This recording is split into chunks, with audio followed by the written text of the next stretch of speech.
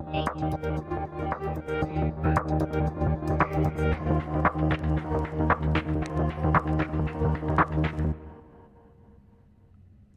everyone, it's technology expert Burton Kelso here with another tech tip to help you get the most out of the technology in your life. Today we're talking about how you can supercharge your productivity using technology.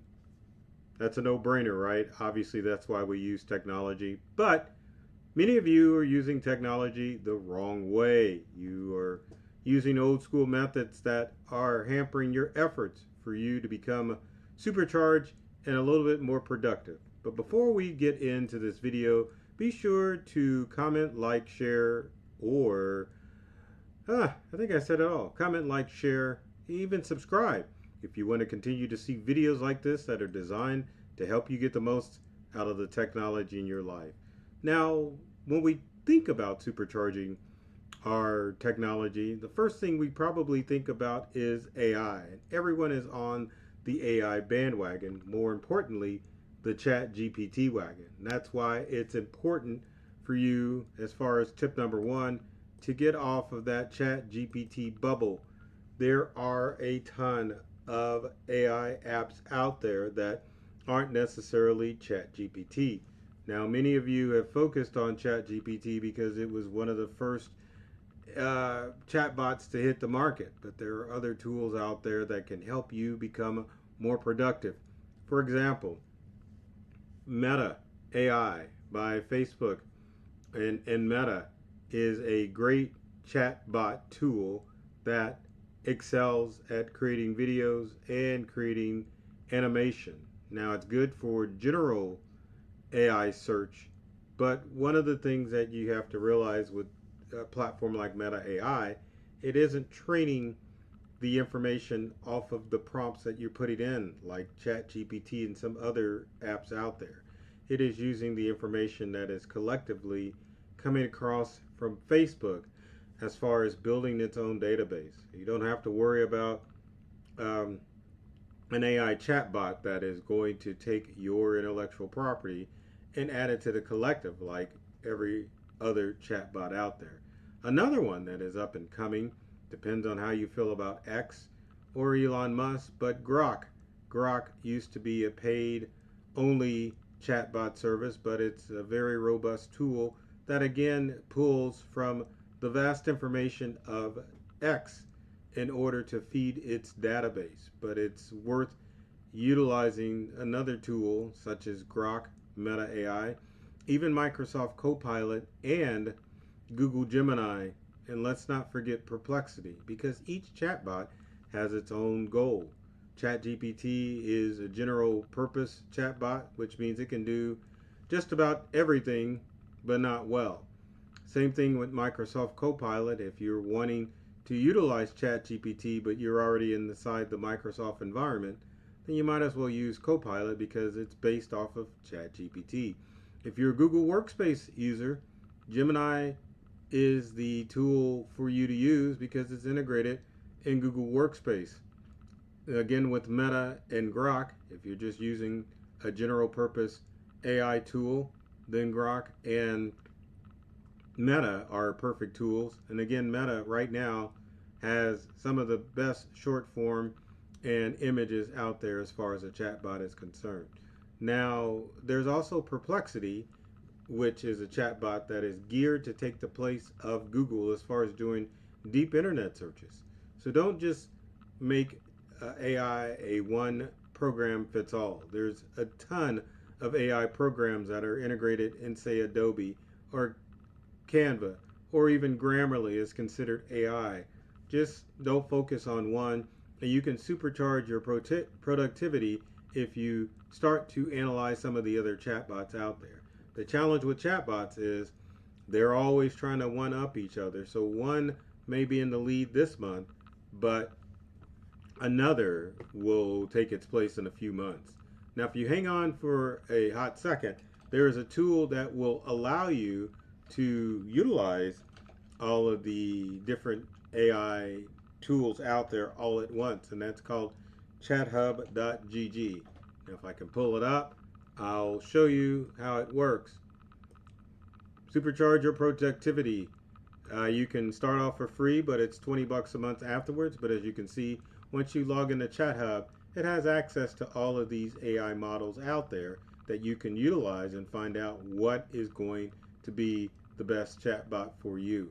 And as you can see, there's Claude, one I didn't mention, Gemini, DeepSeek, Grok, Llama, Mistral, Perplexity, Kimi, Duo. There's a ton of chatbots out there. And rather than you having to go pick and choose or just stick with one, you can use multiple simultaneously with chathub.gg and find out which one's going to work best for you. So keep that in mind and don't get stuck in the Chat GPT bubble. Next on our list, as far as tools are concerned, make sure that you are utilizing the cloud when it comes to your data. Any cloud-based service is going to serve you best because that means that the cloud is accessible to anywhere and any device that you own. So if you have desktop versions of, say, maybe Word or Excel, now may be the time that you switch to an Office 365 or even a Google Docs. Cloud documents are great, especially when you can edit on the go, pull up documents on your smartphone, on your laptop, and even your desktop computer if you're still using it. So don't sleep on the cloud.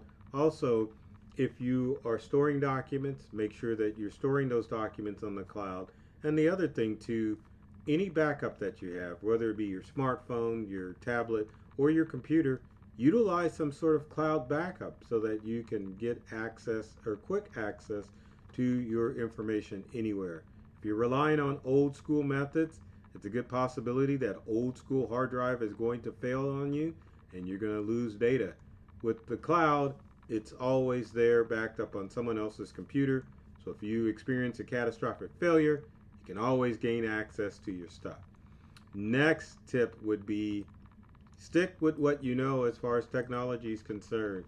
If you're a Windows user, stick with Windows. If you're a Mac user, go ahead and stay with Mac. It doesn't really matter in today's day and age what you use. But I will tell you, Apple stands out more as far as a computer because it's considered a luxury brand.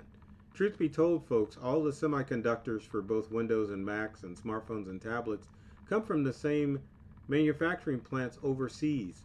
So if you're choosing a Mac over Windows because you think it's better, it's the same thing on the inside with the same parts.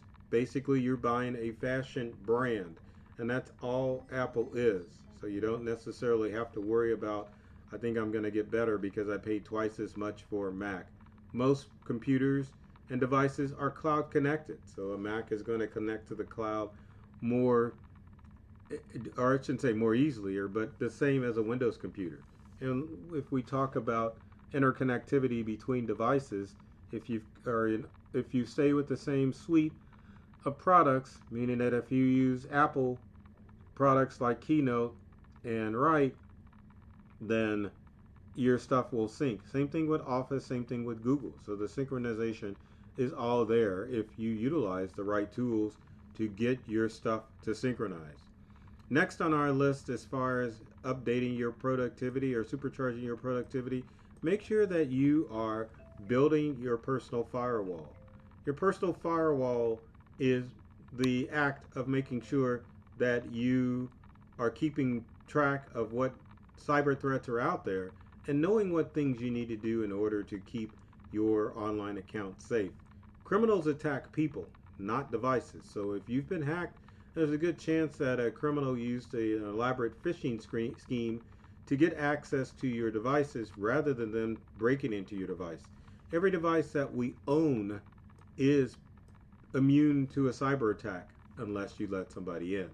So building your human firewall means that you're enabling two-factor authentication on all of your online accounts. It means that you are making the switch from raggedy passwords to passphrases in order to keep your online account secure. And it means when the opportunity arises that you're using pass keys as well as pass phrases to keep your online account safe.